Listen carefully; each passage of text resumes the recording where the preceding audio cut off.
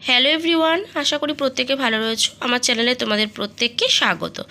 আজকে আমাদের আলোচনার বিষয় হলো তৃতীয় শ্রেণীর প্রথম পর্যায়ক্রমিক মূল্যায়ন 2024-এ বাংলায় তোমাদের কীরকম কোশ্চেন পেপার হবে প্রথম পর্যায়ক্রমিক মূল্যায়নেতে, সেরকম কিছু গুরুত্বপূর্ণ সাজেশন তোমাদের আজকে দেবো আমি।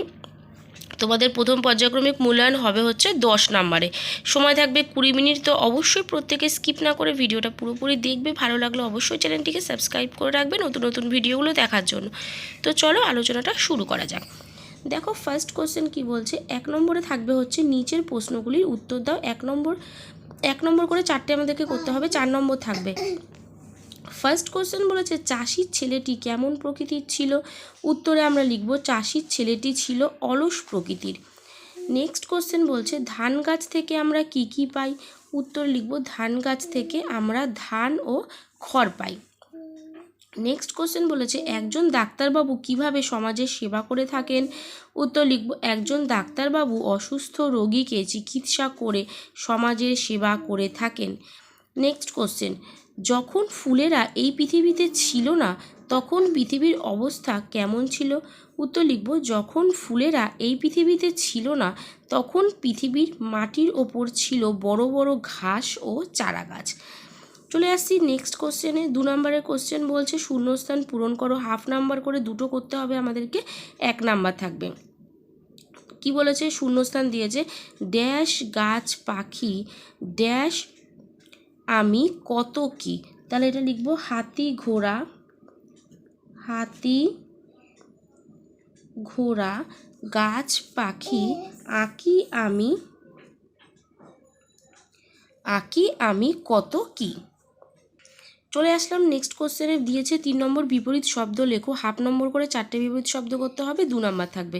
কি আছে, ভালোর বিপরীত শব্দ আমরা কি করব, ভালোর বিপরীত হচ্ছে মন্দ। নেক্সট আছে বুড়োর বিপরীতে আমরা লিখব জোয়ান। তারপরে লিখব অনেকের বিপরীত শব্দ কি লিখব, এটা লিখব হচ্ছে অল্প। তারপরে আছে অলসের বিপরীত শব্দ হচ্ছে পরিশ্রমী। নেক্সট চলে আসছি বর্ণ বিশ্লেষণ করো।